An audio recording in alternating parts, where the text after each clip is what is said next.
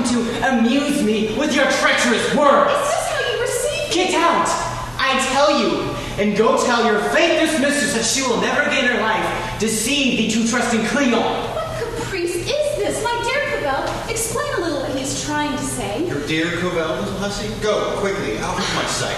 Why, you receive me Go, and leave me in peace. My word, what fly has bitten those two? Let's go tell this pretty story to my mistress. What? Treat a lover in this way? And a lover who is the most faithful and passionate of lovers. It is a frightful thing that they have done to us both. I show a woman all the ardor and tenderness that can be imagined. I love nothing in the world but her. I have been 2 days without seeing her, which are for me 2 frightful centuries. I meet her by chance. My heart at that sight is completely transported. My joy shines on my face. I fly with ecstasy towards her. And the faithless one averts her eyes and hurries by as she had never seen me before in her life. I say the same things as you. Cavell, can one see anything to equal this betrayal of the ungrateful Lucille?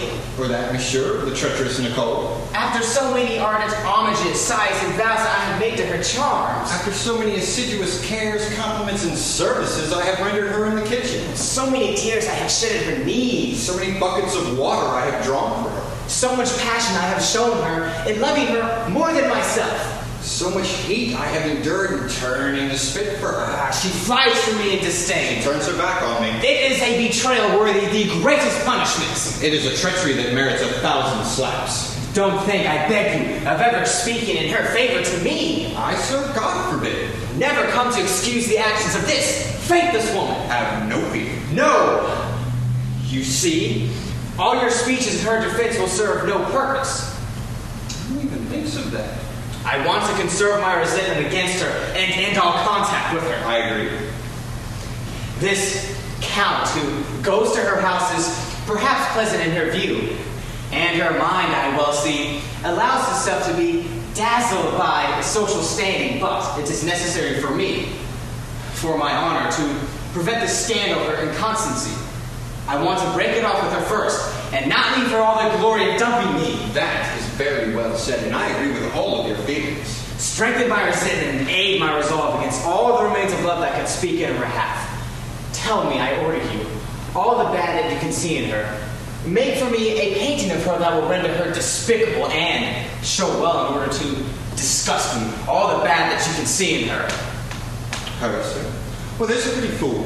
A well-made flirt for you to show so much love. I see only mediocrity in her, and you will find 100 such women far more worthy of you. First of all, she has small eyes.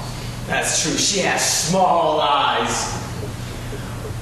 But they are full of fire. The brightest, the keenest in the world, the most touching eyes that one can see. She has a big mouth. Oh, yes.